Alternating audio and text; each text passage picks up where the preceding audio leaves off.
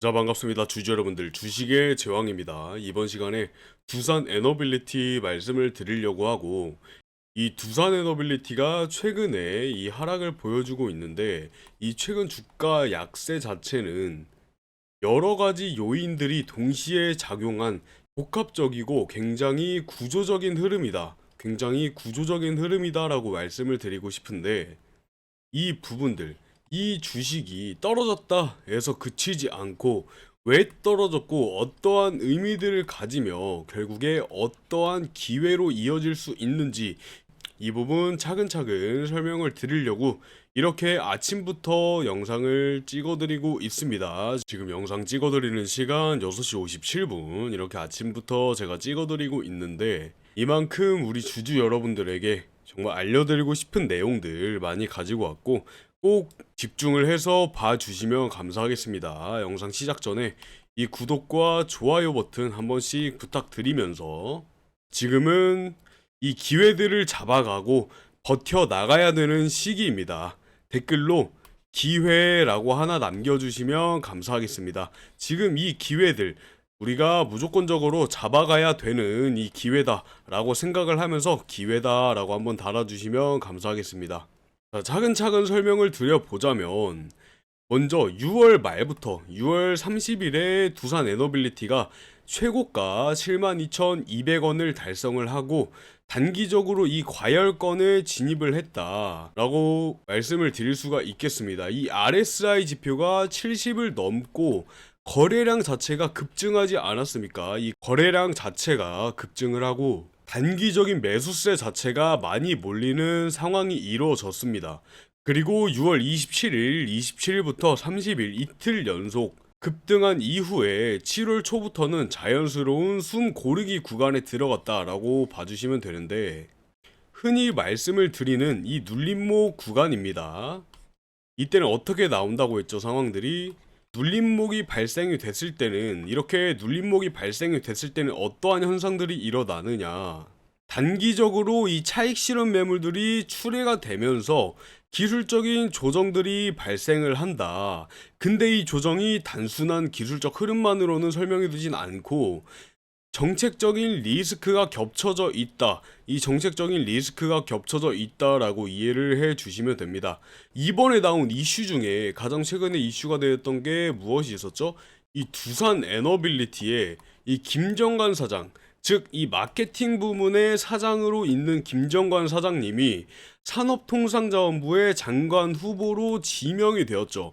이렇게 지명이 되면서 시장에서는 평소에 나오던 이러한 재료들과의 별개로 이 기대감 자체, 이 정책적인 부분에서 기대감이 부각이 되었단 말입니다. 이 원전 산업을 직접적으로 이끌던 인물이 이 정책의 수장으로 올라간다는 것은 분명한 이 긍정적인 시그널이라고 말씀을 드릴 수가 있지만, 이 동시에 이 김 후보자와 배우자가 두산에너빌리티의 주식을 6억 6천을 보유하고 있다는 사실이 알려지면서, 이게 공직자 윤리법상 백지 신탁이나 매각을 의무적으로 해야 되는 이러한 의무가 발생을 했고, 이게 이해 충돌 논란으로 번지면서 단기적으로 투자 심리를 이 위축을 시키는 요인으로 작용을 했습니다. 여기에 대한 기사가 아까 전에 아침부터 떴는데, 아까 7시경에 나왔던 기사입니다. 산업장관의 후보자, 두산 에너빌리티 등 이해충돌주 처분에 관심이 쏠렸다. 제가 방금 말씀드린 똑같은 내용이고, 즉, 이 기대감과 불확실성이 동시에 부딪혔던 구간이다라고 말씀을 드릴 수가 있겠고, 여기에 이 실적도 영향을 줬죠, 분명하게. 여기에 실적도 영향을 줬는데, 25년도 1분기 실적은 매출이 1조 5천억 원 정도, 그리고 영업이익이 460억 원으로 전년 대비해서 각각 27%, 26% 정도 감소를 한 수치를 보여주었습니다. 이렇게 실적이 감소한 이유는 수익성이 낮은 이 EPC 프로젝트의 종료와 일부의 수주 지연, 그리고 일회성 비용 반영이다라고 말씀을 드릴 수가 있겠습니다. 이 내용들은 이 구조적으로 실적 악화라기보다 수익성 중심의 사업 재편 과정에서 발생한 이 일시적인 조정이다. 일시적으로 나타나는 조정이다 라고 보는 게 맞습니다. 즉 수주가 늘었지만 아직 실적에 반영되기 전 단계다 라고 이해를 해 주시면 되고, 해외 원전 이슈도 있었죠. 이 해외 원전 이슈도 두산에너빌리티가 참여한 이 체코의 두코바니 원전 프로젝트는 총 26조 원입니다. 총 26조 원의 규모로 국내 원전 기업의 이 유럽 쪽으로의 진출을 본격화하는 상징적인 수주다 라고 말씀을 드릴 수가 있는데, 최근 체코 현지에서 이 법적으로 가처분이 발생하면서 계약이 일시적으로 지연된 사건이 있었죠. 이 부분들도 분명하게 시장에 단기적으로 불확실성을 가지고 왔다. 이렇게 불확실성으로 작용할 수가 있었다. 그러면서 동시에 미국의 에너지 부에서도 한국을 민감 국가로 설정을 한 일이 있었습니다. 물론 과거 얘기긴 한데, 이렇게 민감 국가로 지정을 하면서 이 원자력 기술 협력에 대한 우려가 제기되기도 했습니다. 이 역시 원전 수출에 대한 기대감에 분명하게 찬물을 끼얹는 요소로 작용을 했다고 말씀을 드릴 수가 있겠고, 이 수급 측면에서도 외인과 기관들의 매도세가 이어졌습니다. 공매도 잔고는 2조 이상으로 말씀을 드렸고, 분명하게 이 숏커버링에 대한 압력은 존재를 하지만 아직 본격적인 이 수급 전환은 나타나지 않았다는 거 확실하게 짚고 넘어가셔야 된다. 그러면서 환율도 영향을 안 미칠 수가 없었죠. 환율적으로도 영향을 주었는데, 이 달러 환율이 상승을 하면서 기자재 수입에 대한 원가 부담 자체가 커졌고, 에너지 산업의 특성상 이러한 환율 자체에 대한 민감도가 높기 때문에 수익성에 대한 우려가 일부적으로 반영이 되지 않았나 말씀을 드리고, 여기서 중요한 게 뭐다? 이 모든 단기 조정들이 중장기 성장 모멘텀을 훼손하지 않았다라는 점이 가장 중요한 내용이 되겠습니다. 이 훼손하지 않았다, 이 부분이 가장 중요하다고 말씀을 드릴 수가 있겠고, 두산에너빌리티는 현재 뉴스킬파워나 엑스에너지 그리고 테라파워 등과의 협력을 통해서 이 SMR 수출을 본격화하고 있고, 2030년까지 SMR 매출 무려 3조 이상을 목표로 하고 있습니다. 이 가스터빈 분야에서는 7F의 국산화 성공과 함께 미국 정비시장 진출이 시작이 됐다. 그러면서 해상 풍력 분야에서는 10메가와트급 발전기의 이 국제 인증을 앞두고 있으면서 국산화율도 70% 이상이다. 그러면서 국내 생태계를 주도하고 있습니다. 이 수주 잔고는 15조 원 이상으로 확보가 되고 있고, 연간 수주 목표는 10조가 넘는 금액이다. 10조가 넘는 금액으로 설정이 되어 있습니다. 이런 사실들을 따져 보았을 때 단순한 테마주 절대 아니라고 말씀을 드렸습니다. 단순한 테마주가 절대 아니고, 분명하게 나타나는 이 실적과 기술력, 그리고 정책적인 수혜, 이 모든 게 세 가지 모멘텀이 동시에 맞물리는 구조적인 성장주의다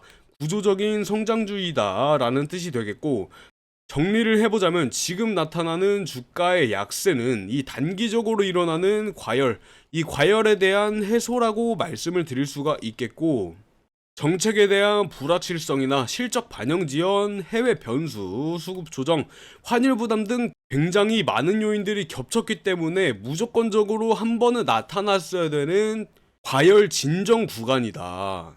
이해를 해 주시고, 이 모든 요소들은 계속 말씀드리지만 일시적입니다. 일시적인 요소일 뿐이다. 기업 자체의 펀더멘탈은 훼손되지 않았다라는 점 확실하게 말씀을 드리면서, 이 두산에너빌리티가 가진 기술력이나 수주 구조 그리고 정책 방향성은 여전히 강력한 상승 모멘텀으로 작용할 수가 있겠습니다. 이렇게 단기적인 흔들림 속에서 구조적인 강점은 여전하다 라고 간단하게 설명을 드릴 수가 있겠습니다. 우리 모든 주주 여러분들이 이해를 하셨을 거라고 생각을 하고, 오히려 지금 이 눌림목 구간에서 매수의 타이밍이다, 이 매수의 기회다 라고 말씀을 드릴 수가 있겠죠.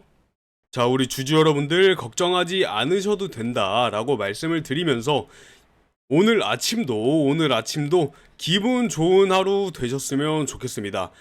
일요일인 만큼 굉장히 안온한 하루 보내시길 바라면서, 요즘 굉장히 날씨가 습하죠. 요즘 굉장히 날씨가 습한데 너무 습하시다고 에어컨 많이 쐬지 마시고 바깥 바람도 한번 쐬시면서 좋은 하루를 보내셨으면 좋겠습니다.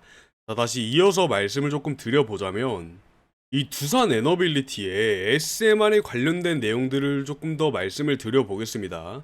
이 SMR의 글로벌 수주 구조에 파운드리 모델이나 핵심 기자재 독점 공급에 관한 내용들을 조금 말씀드릴 건데, 이 두산 에너빌리티는 미국의 뉴스케일 파워나 엑스에너지 그리고 테라파워, 이러한 세 가지 기업들과 협력을 하면서 이 SMR의 핵심 주기기 공급사로 자리매김을 해왔지 않습니까? 이 단순한 납품이 아니라 설계적으로도 지원을 하고 시제품을 제작을 하면서 대량 생산까지 일괄 제공하는 이러한 파운드리 모델을 구축을 했다.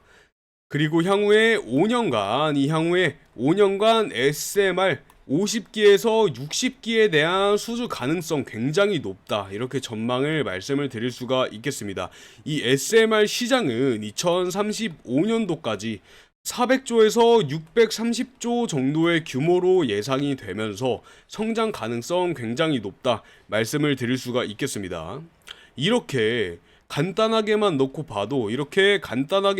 보아도 단순한 기대가 아니라 SMR을 위탁 생산하는 이 구조적 수혜 기업이라는 뜻이다 라고 말씀을 드릴 수 있고, 조금 더 정확한 수주에 대한 구조를 한번 살펴보자면, 장기적 그리고 고수익 그리고 글로벌에 분산형이 되어 있는 수주다, 이렇게 말씀을 드릴 수가 있겠는데, 25년도 1분기 수주액이 1조 7,208억 원인데 수주잔고의 정확한 수치는 16조 1,492억이란 말입니다.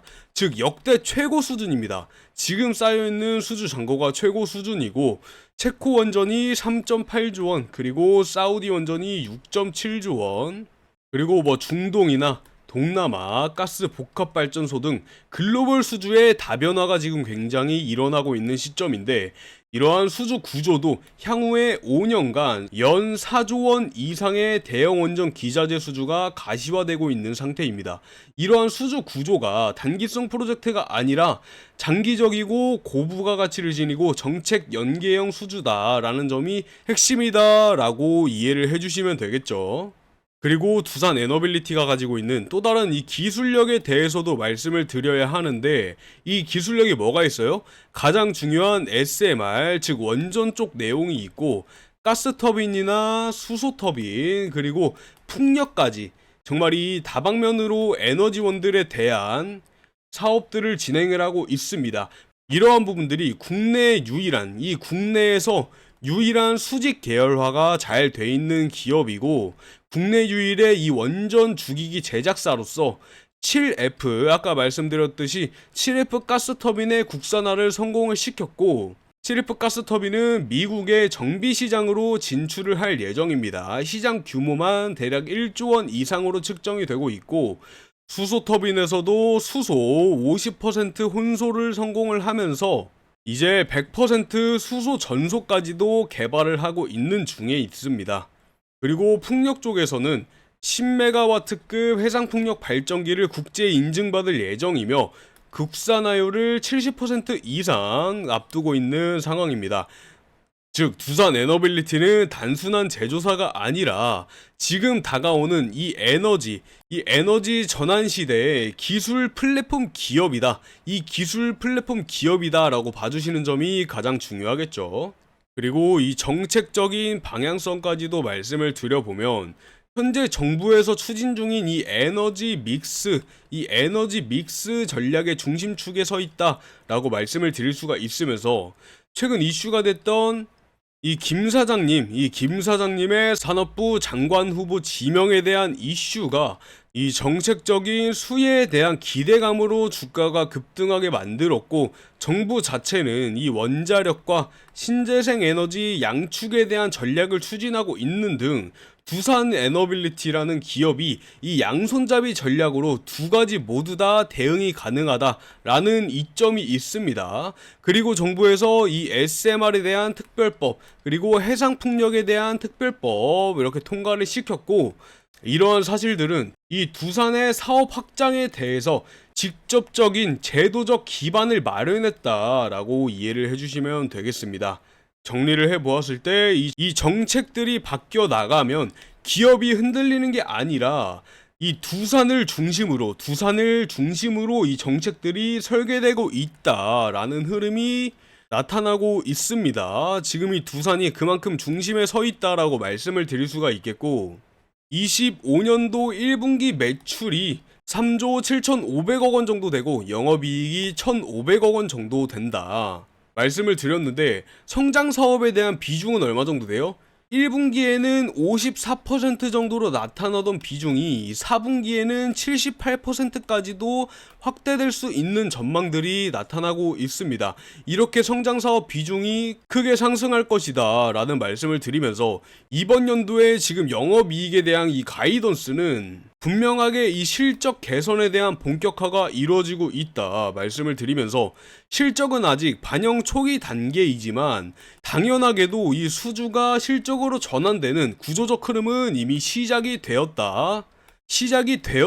주주 여러분들, 이 부분 정말 중요하니까 실적이 반영되고 주가가 상승할 때 대응 절대 불가능하다 말씀을 많이 드리고 있습니다. 이 부분 미리 우선적으로 흐름을 파악을 해서 대응을 하셔야 된다, 중요하게 말씀을 드릴 수가 있겠습니다. 이 부분 꼭 짚고 넘어가셔야 됩니다. 그리고 빠질 수 없는 이 글로벌 수요에 대해서 말씀을 드려보면, 지금 현재 미국, 그리고 유럽, 중도 이런 부분들에서 원전이나 SMR에 대한 수소 소유 자체가 폭증을 하고 있기 때문에 미국은 2030년까지 대형 원전 10기 착공, 그리고 2050년까지 이 원전에 대한 용량을 400% 늘린다고 추진을 하고 있습니다. 실질적으로 발표된 행정명령에 근거한 내용들이고, 이 빅테크 기업들이라고 하면 뭐가 있어요? 뭐 아마존이나 마이크로소프트, 그리고 뭐 메타, 그리고 구글, 이러한 빅테크 기업들이 현재 지금 SMR에 대규모 투자들을 시작을 이미 했습니다. 그래서 원전 기업들과 20년 장기 계약을 이미 맺고 있는 상태이고, 사우디나 체코, 그리고 루마니아 등에도 두산 에너빌리티가 직접적인 이 수주를 진행 중에 있으므로 이 부분들에 대한 실적들이 분명하게 반영이 되는 시기가 온다. 이 시기가 이미 시작이 되었다.